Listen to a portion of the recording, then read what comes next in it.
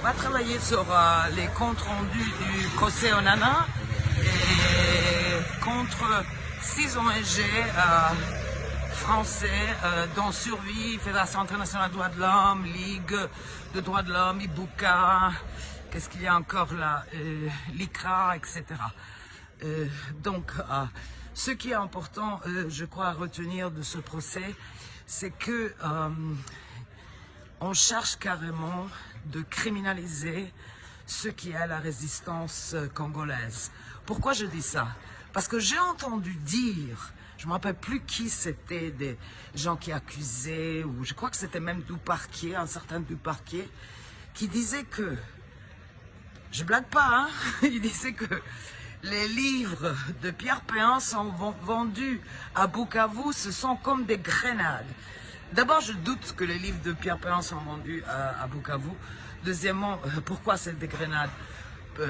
Pour qui c'est des grenades? C'est un livre qui parle exclusivement du Rwanda et de comment on a peut-être pas vraiment raconté toute l'histoire du Rwanda. Donc comment on peut dire que ça c'est des grenades? Et là j'ai bien aimé l'éditeur Toucan de Charles Onana qui a répondu à la fin du procès. Il a dit bon, c'est quand même bizarre que vous parlez des livres qui sont comme des grenades, mais vous ne parlez pas des grenades qui tombent ici en Congo de l'Est chaque jour. Et qui sont quand même, on sait tous d'où il vient, même si on fait semblant qu'on ne veut pas le dire. Donc voilà, et je trouve que ce que moi j'ai retenu, l'une des choses naturellement que j'ai retenu, c'est que Paul Kagame et le groupe qui venait de l'Ouganda, qui a pris le contrôle de tout le Rwanda, parce que d'ailleurs il y a un câble de 2008 de Wikileaks qui dit que, oh là là, tous ceux qui sont au gouvernement sont des Tutsis de l'Ouganda. Donc quand on parle de Tutsis de l'aide, etc., en réalité, on parle du FPR et de ce clan, de ce groupe qui a pris le pouvoir au Rwanda et qui vraiment impose pas seulement sa présence unique dans l'esquier politique, on l'a vu avec les élections, non, mais aussi avec quelqu'un comme Victor Ingabire qui veut juste dire « Ah, mais il y a eu aussi des Tutsis et des Hutus qui sont morts pendant le génocide, paf, 15 ans de prison !» Non, mais vraiment, qui défend encore ce genre d'agissement, c'est très triste. Et malheureusement, c'est les 5-6 ONG que je cite là, qui défendent ce criminel. Attendez, je vous montre quand même. Ah, là-bas, c'est bon, ben, ça va être trop difficile à vous montrer. Ça, c'est le comment ça s'appelle, la Fontana di Trevi. Mais là, c'est bourré de touristes.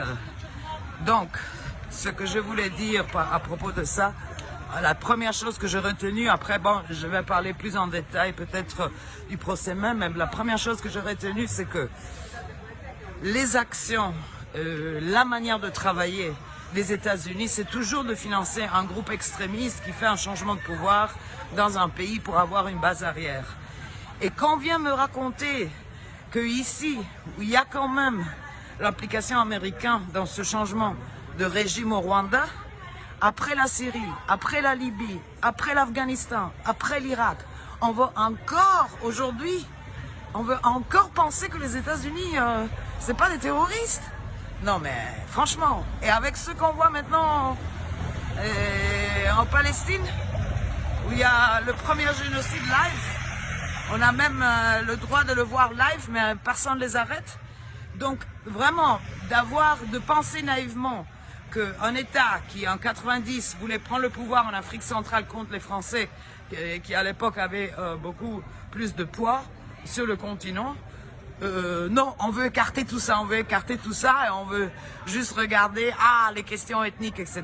Donc c'est raciste, c'est une analyse raciste de ce qui s'est passé au Rwanda, parce que oui, il y a eu manipulation des ethnies, oui, il y a eu cette manipulation, mais le fait de dire que c'était un génocide Tutsi, La seule raison de faire ça, c'est pour cacher ce que c'était vraiment. Et c'était une guerre internationale, comme les Américains savent faire très bien depuis. Très bien depuis. Donc, d'aller là, maintenant, les défendre. Donc, ce que je retiens de toute cette bambaradam qu'on a fait en France, imaginez-vous, quand même, 5 avocats payés par qui? Par des ONG qui devraient s'occuper des droits de l'homme. Ils sont là en train de dire qu'un livre, c'est une grenade. Non, mais c'est grave quand même aussi pour les droits de l'homme en France.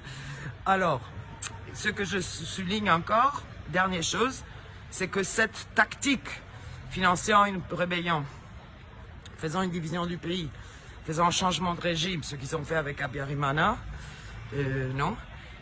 Maintenant, ils cherchent d'utiliser la même tactique en Congo de l'Est. Donc, il y a des gens comme Koulibaly, je sais pas d'où sort cette femme, vraiment, c'est vraiment... Ça, c'est une vraie grenade.